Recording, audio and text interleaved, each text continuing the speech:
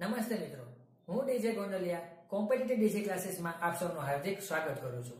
આજે આપણે વિરામ ચિહ્ન પાર્ટ 2 ભણવાના છીએ. તો વિરામ ચિહ્ન પાર્ટ 1 નો જો વિડિયો તમે ના જોયેલો હોય તો પહેલા એ જોઈ લેજો, ત્યારબાદ આપણે આમાં આગળ વધીએ. ચલો, આવશે અત્યારે પેલું લોપ ચિહ્ન.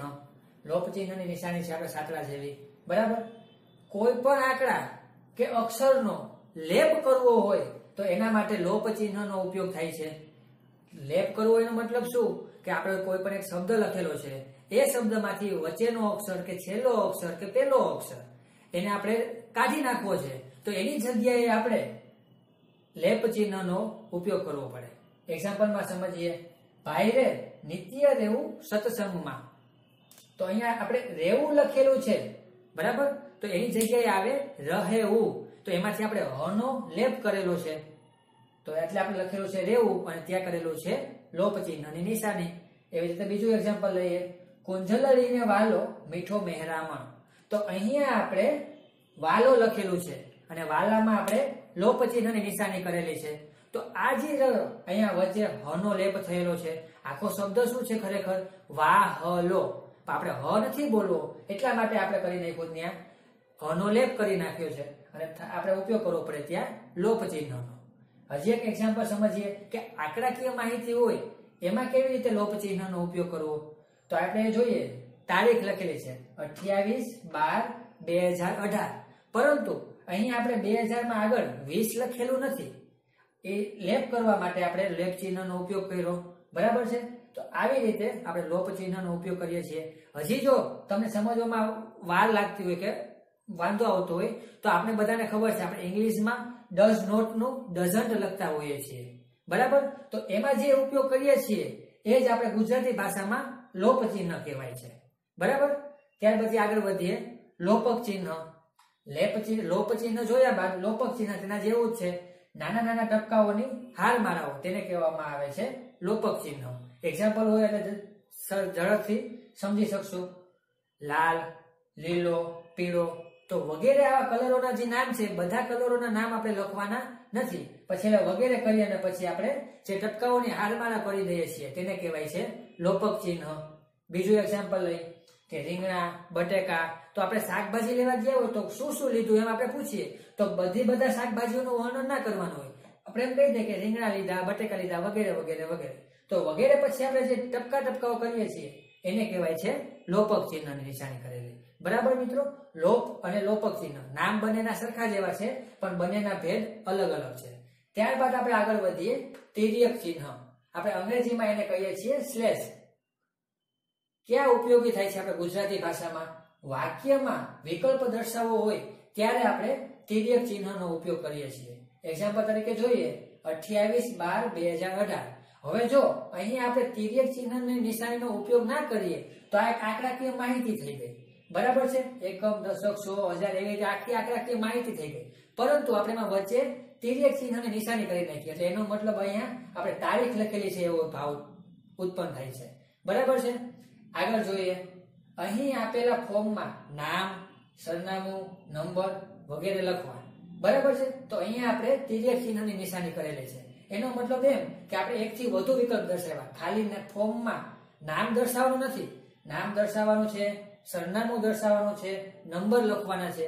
તો એકથી વધુ વિકલ્પ દર્શાવવો હોય ત્યારે આપણે તિર્યક ચિહ્નનો ઉપયોગ કરીએ છીએ. ત્યારબાદ આપણે આગળ વધીએ તો કે એજન્ટ ચિહ્ન. એજન્ટ ચિહ્ન એટલે કે બે ઉભા લીટા, બરાબર. કેવી રીતે? તો આપણે જોઈએ.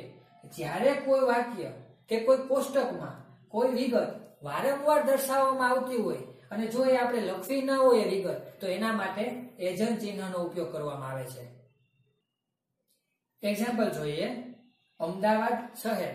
તો પહેલી વાર હતું એટલે આપણે શહેર લખેલું છે. હવે બીજી વાર જયારે શહેરનું વર્ણન કરવું હોય ત્યારે આપણે લખશું સુરત, પછી એજન્ટ ચિહ્નની નિશાની. એવી જ રીતે રાજકોટ, પછી એજન્ટ ચિહ્નની નિશાની, બરાબર છે. તો આને કહેવાય એજન્ટ ચિહ્ન. હવે મિત્રો યાદ રાખો, આપણે તિર્યક ચિહ્ન ભણ્યા, બરાબર છે. એના જે બે એક્ઝામ્પલ છે બંને એક્ઝામ્પલ બીજા એક ચિહ્ન તરીકે ઉપયોગી થાય છે.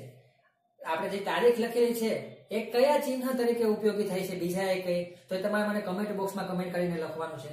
એવી જ રીતે આપણે અહીંયા લખેલું છે, અહીં આપેલા નામ, ફોર્મમાં નામ, સરનામું, નંબર, તો અહીંયા જે તિર્યક ચિહ્નનો આપણે ઉપયોગ કરેલો છે એની બદલે બીજા એકાદા ચિહ્નનો ઉપયોગ આવે છે, બરાબર છે? તો એ પણ તમારે મને કમેન્ટ બોક્સમાં કમેન્ટ કરીને જણાવવાનું છે.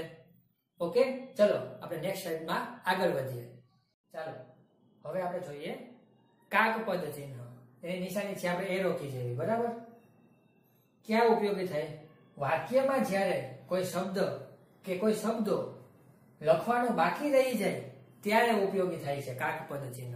આપણે ઘણીવાર એક્ઝામમાં જ્યારે રિટન એક્ઝામ આપતા હોઈએ ત્યારે આપણને ખબર હોય કે આખું વાક્ય લખવાનું, તેમાં મારે એક કા બે શબ્દ લખવાના રહી ગયા છે, તો ત્યારે ચેકચાક કરવા ના બેસાય. તો તેની જગ્યાએ આપણે કાક પદ ચિહ્નનો ઉપયોગ કરી અને ત્યાં આપણે શબ્દ ઉમેરી દેવાય. એક્ઝામ્પલ લઈને ખબર પડશે.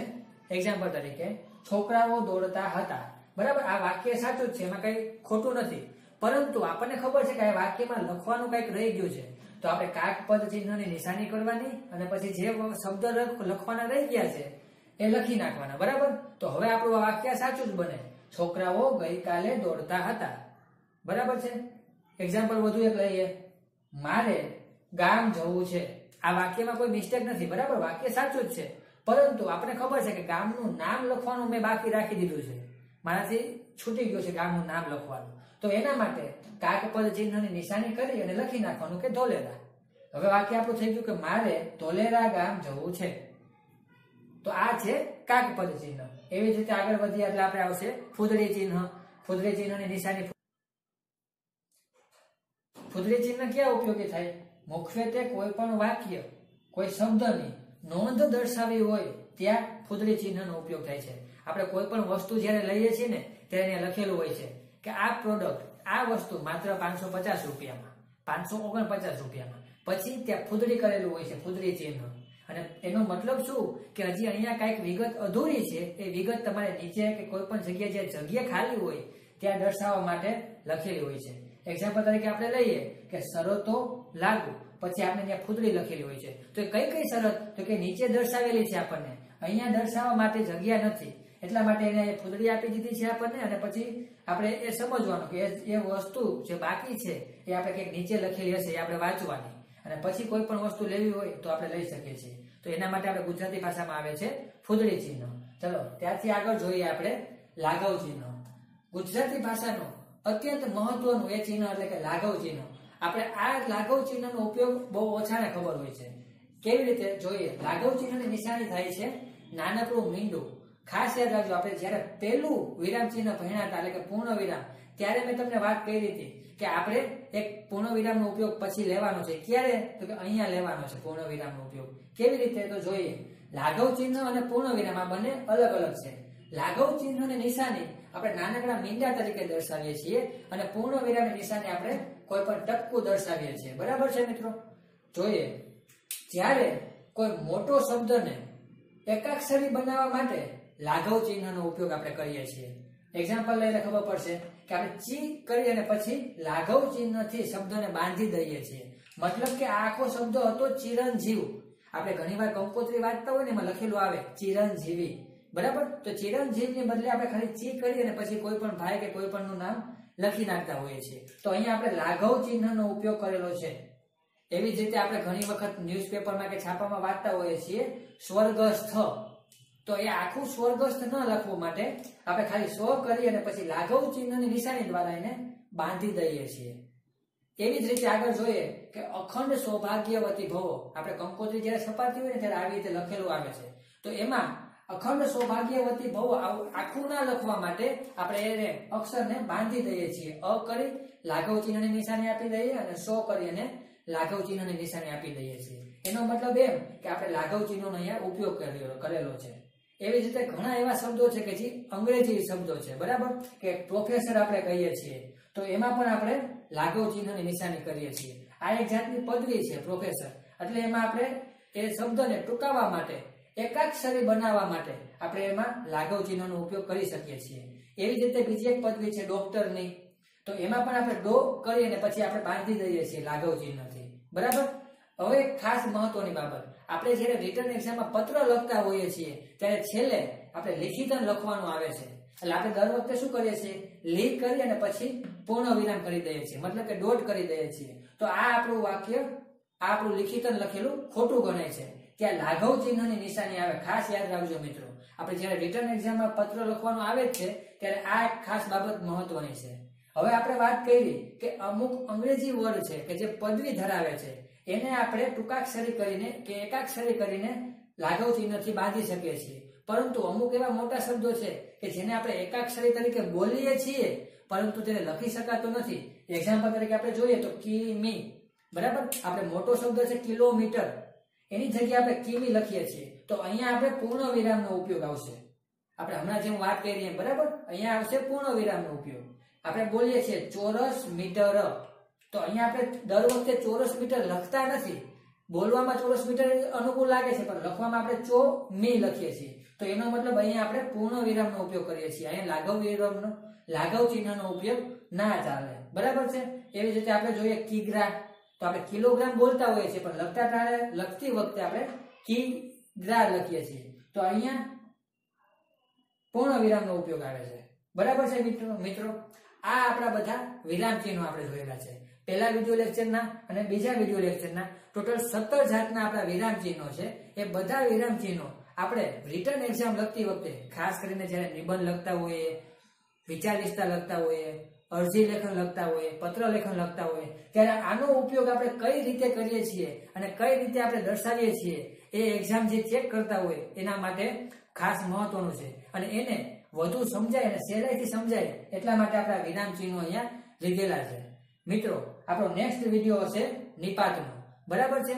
તમને કોઈ પણ ક્વેરી હોય કે કોઈ પણ પ્રશ્ન હોય તો તમે મારા વોટ્સઅપ નંબર ઉપર મેસેજ કરી શકો છો. તમને આ વિડીયો જો ગમેલો હોય તો લાઈક કરો, શેર કરો અને ખાસ કેવો લાગે છે તે કમેન્ટ કરીને દર્શાવો અને સબસ્ક્રાઇબ કરો. થેન્ક યુ મિત્રો.